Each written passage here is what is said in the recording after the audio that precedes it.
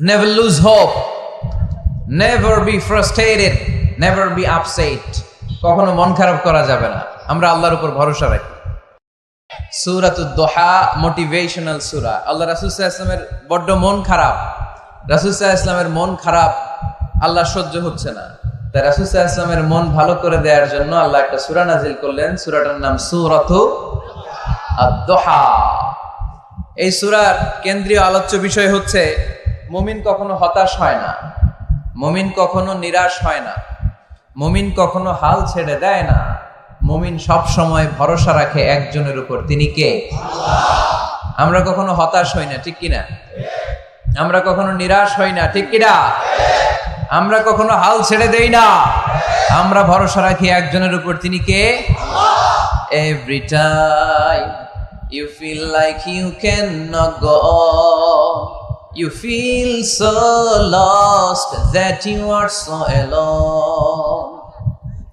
Don't despair and never lose hope, 'cause Allah is always by your side. Inshallah, পড়েন, Inshallah, Inshallah, you'll find your way. Inshallah, Inshallah, Inshallah, you will find your way. সুবহানাল্লাহ পড়েন। আমাদেরকে রাস্তা দেখায় কে? আল্লাহ। এজন্য আমরা হাল ছেড়ে দেই না, আমরা নিরাশ হই না, আমরা হতাশ হই না, আমরা ভরসা রাখি একজনের উপর, তিনি কে? আল্লাহ। হ্যাঁ, এটা ঠিক, মাঝে মাঝে আমাদের জীবনে বিপদ আসে, পরীক্ষা আসে, মুসিবত আসে, এগুলো আসে আমাদেরকে শক্ত করার জন্য, ঠিক কিনা? আমাদের কোমরকে সোজা করার জন্য, আমাদের পায়ের নিচের মাটিকে শক্ত করার জন্য। প্রতিকূল পরিবেশে কি করে বীর দর্পে দাঁড়িয়ে থাকতে হয়, নিজের অস্তিত্বের প্রমাণ দিতে হয়, সেটা শিক্ষা দেবার জন্য। এজন্য মুমিনের হারাবার কিছু নেই। লা তাইয়াসু মির রাউহিল্লাহ, আল্লাহর রহমত থেকে নিরাশ হয়ো না। ইন্নাহু লা ইয়াইয়াসু মির রাউহিল্লাহি ইল্লাল কওমুল কাফিরুন, কাফের ছাড়া, মুশরিক ছাড়া, নাস্তিক ছাড়া, মুনাফিক ছাড়া কেউ কখনো আল্লাহর রহমত থেকে নিরাশ হয় না। আমরা সব সময় আল্লাহর রহমতের ভিখারি, আমরা সব সময় আল্লাহর রহমতের প্রত্যাশী। আমরা সব পরিস্থিতিতে ভরসা রাখি একজনের উপর, তিনি কে? আল্লাহ। তাহলে এটা হচ্ছে সেন্ট্রাল থিম, যে আমরা হতাশ হব না। Never lose hope, never be frustrated, never be upset. কখনো মন খারাপ করা যাবে না, আমরা আল্লাহর উপর ভরসা রাখি। এটা হচ্ছে কেন্দ্রীয় আলোচ্য বিষয়। এই সূরাটা নাজিলের একটা ব্যাকগ্রাউন্ড আছে।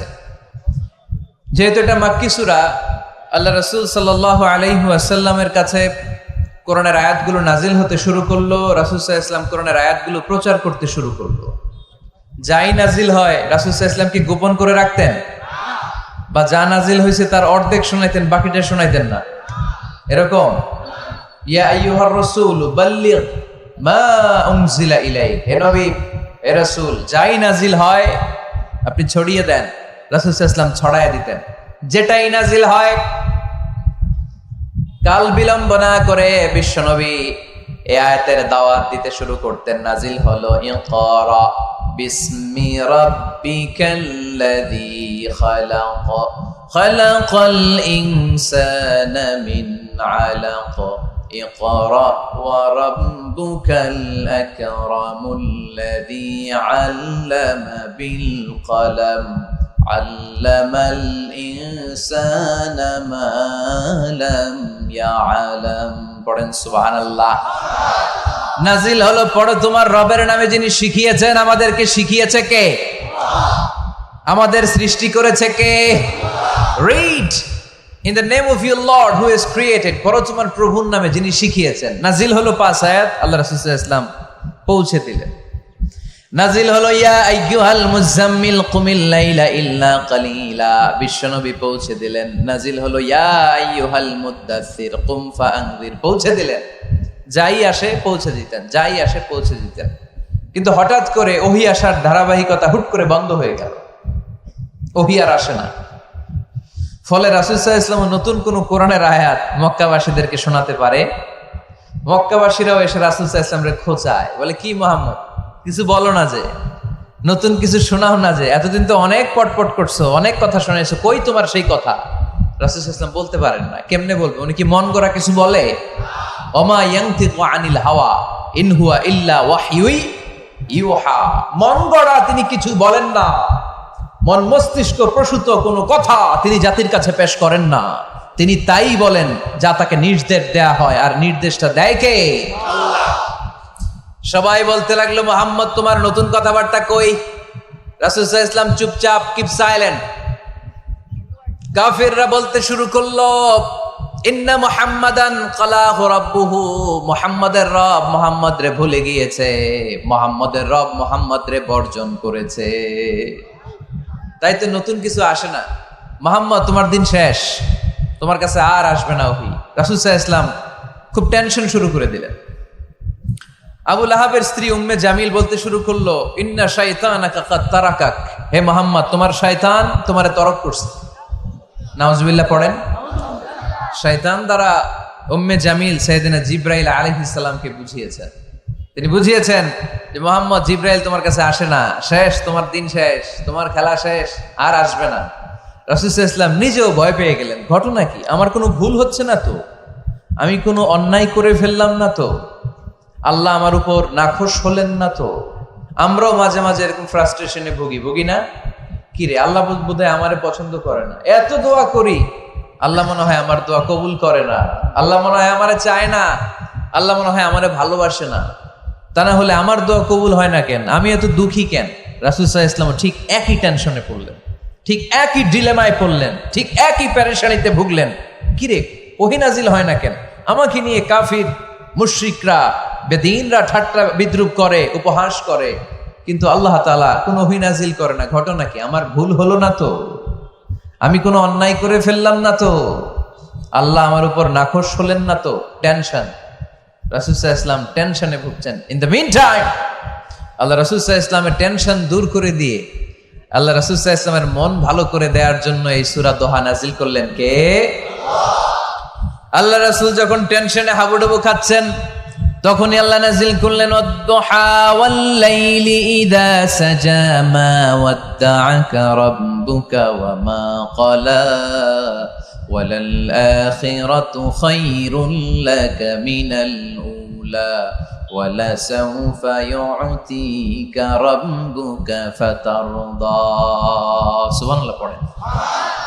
আল্লাহ নাজিল করলেন ওয়াদ-দুহা ওয়াল-লাইলি ইযা সাজা। দোহা মানে আলো। দোহা মানে কি? সকালের আলো, প্রভাতের সূর্য কিরণ।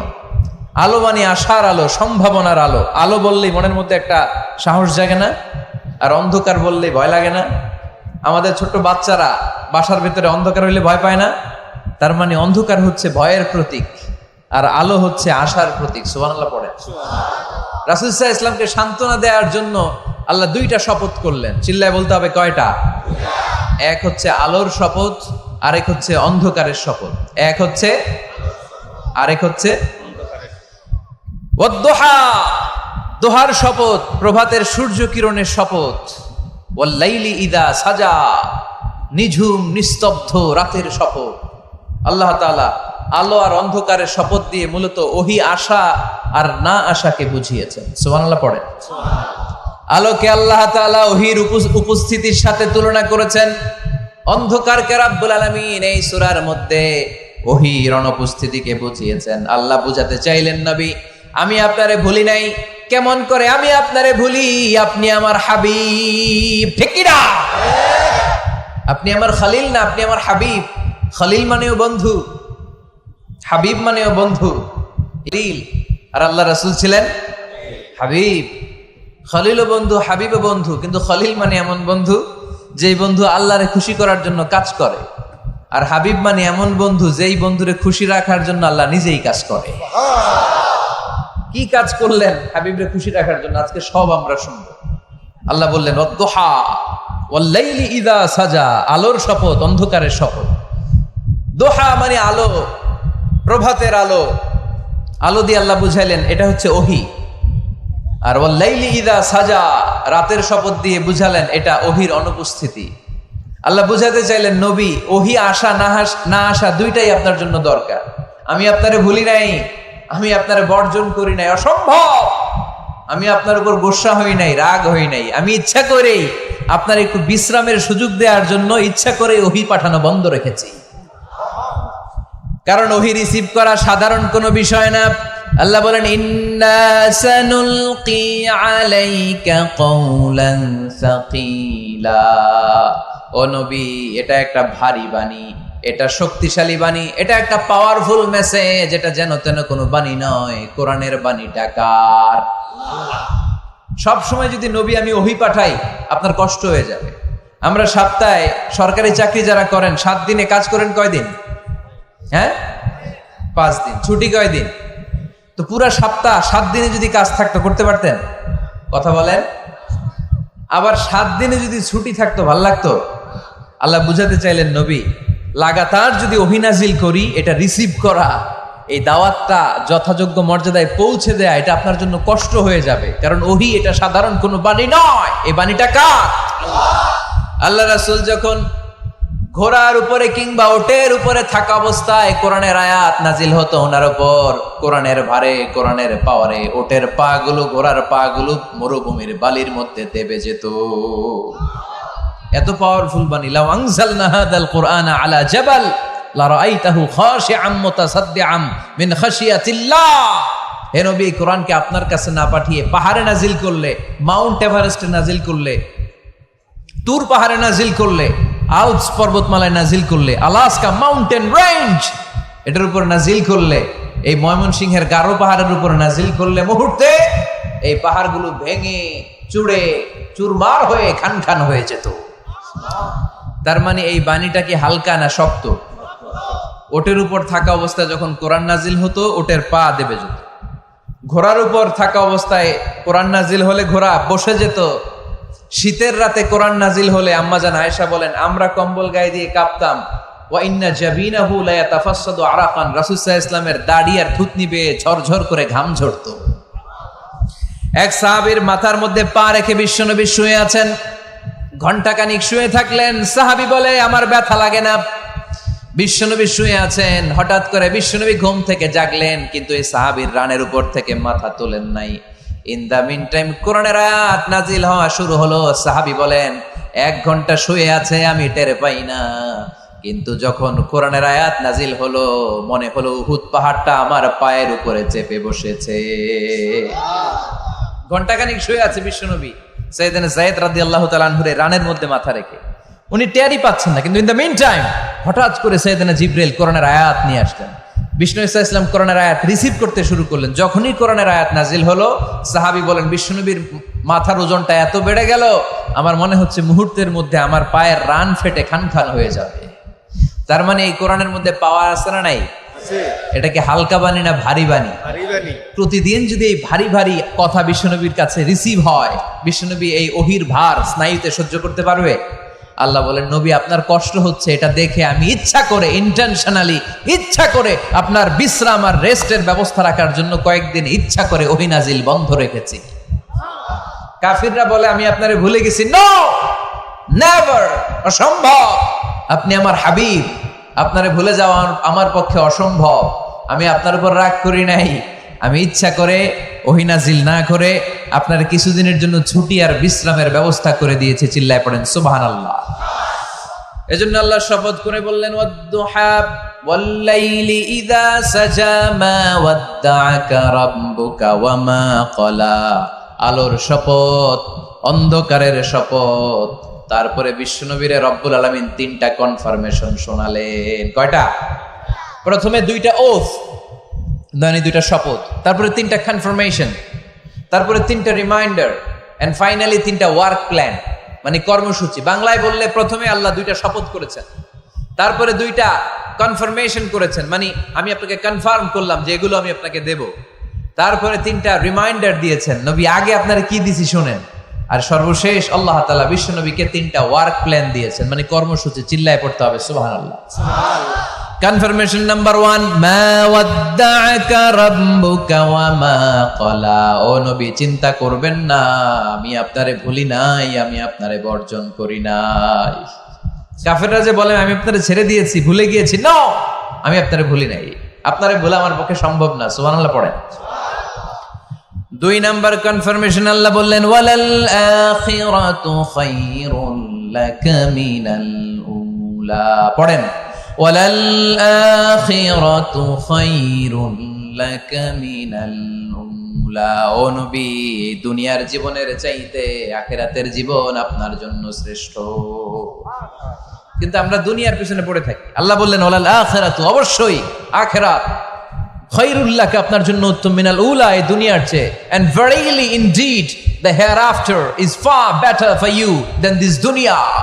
অবশ্যই অবশ্যই এই দুনিয়ার ক্ষণস্থায়ী জীবন আপনার জন্য উত্তম নয়, আখিরাত এই দুনিয়ার চেয়ে 1000 গুণ বেশি উত্তম। চিল্লায় কোন সুবহানাল্লাহ। আবার আরেকখানে আছে আল্লাহ বললেন বাল তুসিরুনাল হায়াতাদ দুনিয়া ওয়াল আখিরাতু খায়রুন ওয়া আবাকা। তোমরা এই দুনিয়ার জীবনকে প্রাধান্য দিয়ে থাকো, কিন্তু দুনিয়াটা শ্রেষ্ঠ নয়। আল্লাহর কাছে আখিরাত হলো শ্রেষ্ঠ, আখিরাত হলো স্থায়ী। সুবহানাল্লাহ পড়ে।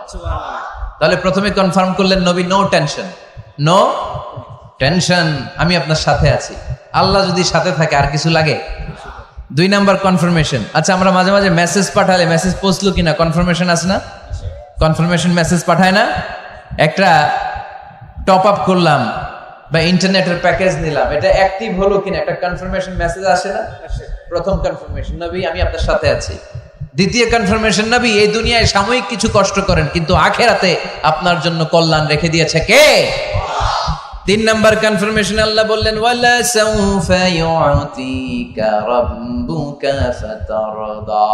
ও নবী, আমি আপনার সাথে আছি, আখিরাতকে আপনার জন্য সাজিয়ে প্রস্তুত করে রেখেছি। আর এই দুনিয়ার বুকে এমন এমন জিনিস আমি আপনারে দান করব, এগুলো পেয়ে দুনিয়ায় আপনি খুশি হয়ে যাবে। এমন এমন জিনিস আমি আপনাকে দেব, and verily I'm going to give you something that will make you happy. ও নবী, এমন এমন জিনিস আমি মাক্কি জীবন থেকে শুরু করে until you death, আপনার মৃত্যু পর্যন্ত আমি দেব, এগুলো পেয়ে আপনি খুশি হয়ে যাবেন। সুবহানাল্লাহ। বাড়িতে যে বলে দিবে কে? আল্লাহ। খুশি করবেন কারে? আল্লাহকে। বিশ্বনবী সাল্লাল্লাহু আলাইহি ওয়াসাল্লামকে খুশি করবেন কে? আল্লাহ। আর খুশি হবে কে? বিশ্বনবী। সুবহানাল্লাহ পড়েন। সুবহানাল্লাহ। ওয়ালা সাউফা ইউতিকা রাব্বুকা ফাতারদা। নবী, এমন এমন জিনিস আমি আপনাকে দেব, আপনার এই পেরেশানি, দুঃখ, কষ্ট আপনার থাকবে না। কখনোই আমি আপনার মন খারাপ হতে দেব না।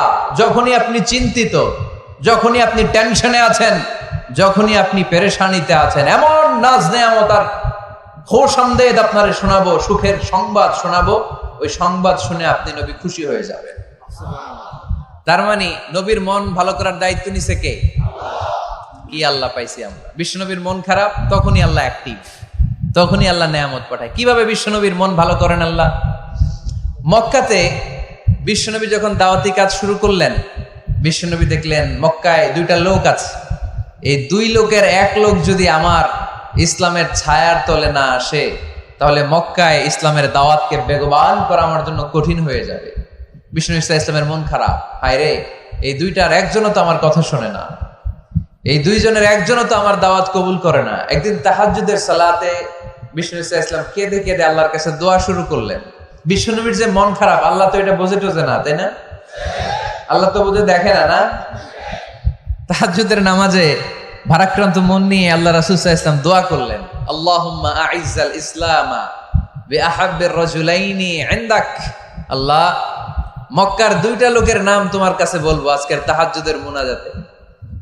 2টা লোকের নাম তোমার কাছে তাহাজ্জুদের ফরিয়াদে আমি উল্লেখ করব। 2টা লাগবে না, 2 জনের একজনরে দিলেই হবে। আল্লাহ রাসূল দোয়া করলেন, আল্লাহুম্মা আইজ্জাল ইসলামা বিআহাব্বির রাজুলাইনি ইনদাক। আল্লাহ, মক্কার 2 জনের একজনকে আমি চাই, এই 2 জনের যে কোনো একজন যেন কালিমা পড়ে মুসলমান হয়ে যায়। আল্লাহ রাসূল দোয়া করলেন, আল্লাহুম্মা আইজ্জাল ইসলামা বিআহাব্বির রাজুলাইনি ইনদাক বিউমর ইবনে আল খাত্তাব আও আবি জাহল ইবনে হিশাম। আল্লাহ, হিশামের বেটা আবু জাহেল এরে দাও, নাইলে খাত্তাবের বেটা ওমর রে দাও। সুবহানাল্লাহ পড়বেন না? সুবহানাল্লাহ। কিন্তু আল্লাহ রাসূলের দোয়া কবুল হয় না।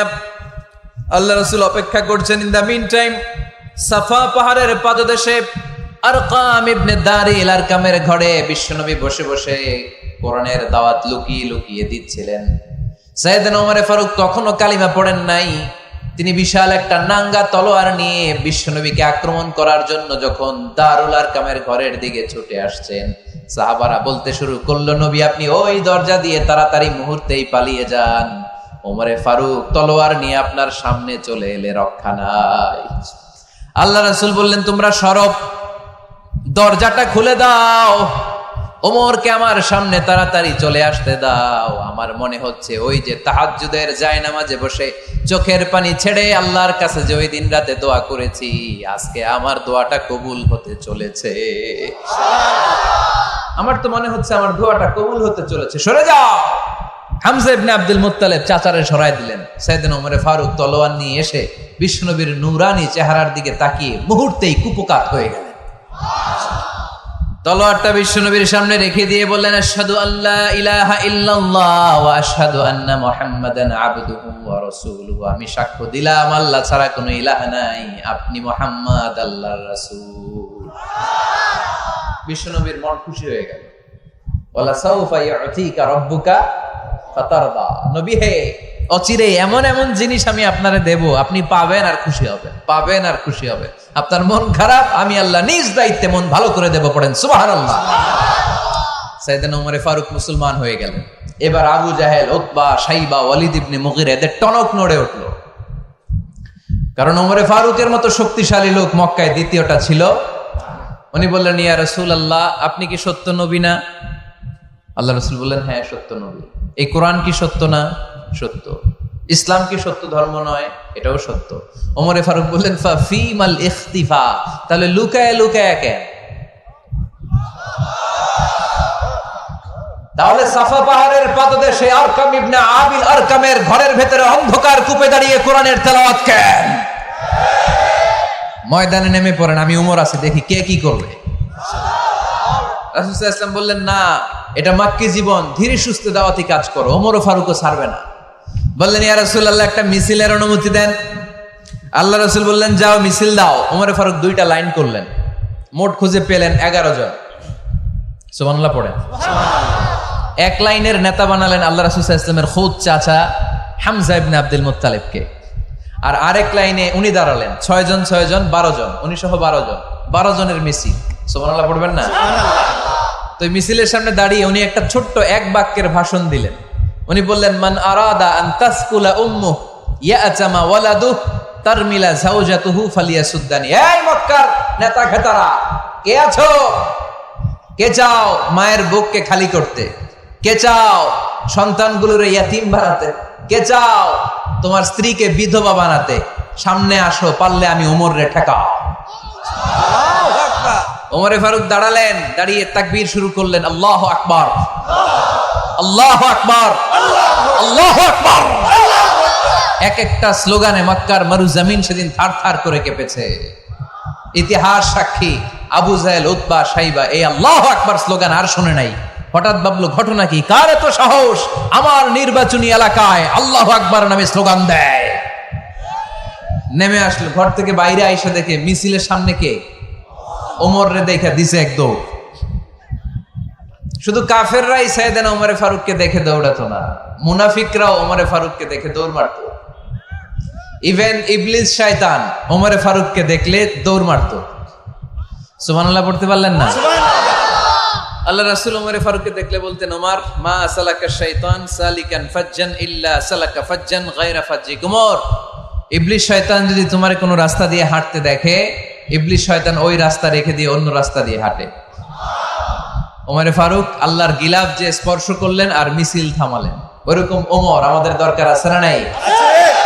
বিশ্বনবী বললেন, লা নাবিয়্যা বা'দি ওয়ালা রাসূলা, আমার পরে কোনো নবী নাই, কোনো রাসূল নাই, তবে আমার পরে যদি কেউ নবী হতো, লাউ কানা বা'দি নাবিয়্যুন লাকানা উমর, আমার পরে যদি নবী হওয়ার যোগ্যতা কারো থাকে, আমার প্রাণের সাহাবা ওমরের ওই যোগ্যতা আছে। সুবহানাল্লাহ। প্রভু তুমি বলেছো রাসূল দেবে না, বলনি দেবে না ওমর, বলনি দেবে না হামজা তারি, খালিদ বিজয় সমর। প্রভু তুমি বলেছো রাসূল দেবে না, বলনি দেবে না ওমর, বলনি দেবে না হামজা তারি, খালিদ বিজয় সমর। প্রভু তুমি বলেছ রাসূল দেবে না। সুবহানাল্লাহ পড়ে। ওইরকম একটা ওমর হইলে আমাদের জন্য এনাফ। ওই একটা ওমরের অপেক্ষায় বসে আছে গোটা মুসলিম উম্মাহ। চিল্লায় বলো ঠিক কিনা? ওমরে ফারুক কালিমা পড়ে মুসলমান হয়ে গেলেন, বিশ্বনবী খুশি হয়ে গেলেন। ওয়ালা সাউফা ইউতিকা রাব্বুকা, আল্লাহ বললেন নবী যখনই আপনার মন খারাপ, যখনই আপনি পেরেশানিতে ভুগবেন, যখনই আপনি টেনশন করবেন, তখনই আপনার মন ভালো করে দিবে কে? আল্লাহর ঘোষণা, and verily Allah gonna give you something that will make you happy। এমন জিনিস আমি দেব আপনি খুশি হয়ে যাবেন। সুবহানাল্লাহ। আল্লাহ রাসূল সাল্লাল্লাহু আলাইহি ওয়াসাল্লাম দাওয়াত দিতে দিতে তায়েফ চলে গেলেন। তায়েফ নাম শুনেছেন? মক্কা থেকে 80 মাইল দূরে। আমি গিয়েছি কয়েকবার। ঠান্ডা এলাকা, 6000 ফিট উঁচু, মেঘ নেমে আসে। তায়েফে গেলে কেউ বিশ্বাসই করবে না এটা সৌদি আরবের অংশ। বৃষ্টি হয়, কি হয়? চাষাবাদ হয়, অনেক ফলমূল আর শাকসবজি পাওয়া যায়। আল্লাহ রাসূল সাল্লাল্লাহু আলাইহি ওয়াসাল্লাম 80 মাইলের মরুর পথ পাড়ি দিলেন। আমাদের মতো প্রাইভেট কারে চড়ে গেছিলেন, তাই না? আহা, এই লম্বা মরুর পথ, তপ্ত মরুভূমি, সূর্যের প্রচন্ড তাপ উপেক্ষা করে তায়েফে গেছিলেন জমির মামলার মীমাংসা করতে। কি করতে? তায়েফবাসীদেরকে দাওয়াত দেওয়ার জন্য। আল্লাহ রাসূলের নিজের কোনো স্বার্থ ছিল? কথা কয় না। তায়েফবাসীদেরকে জাহান্নামের আগুন থেকে বাঁচানোর জন্য, তায়েফবাসীরা যাতে মাইন না খায়। আহা, কি নবী ছিল! সে কোন বন্ধু বলো বেশি বিশ্বস্ত, সে কোন বন্ধু বলো বড় বিশ্বস্ত, কার কাছে মন খুলে দেয়া যায়, কার কাছে প্রাণ খুলে বলা যায়, হওয়া যায় অতি আশ্বস্ত। তার নাম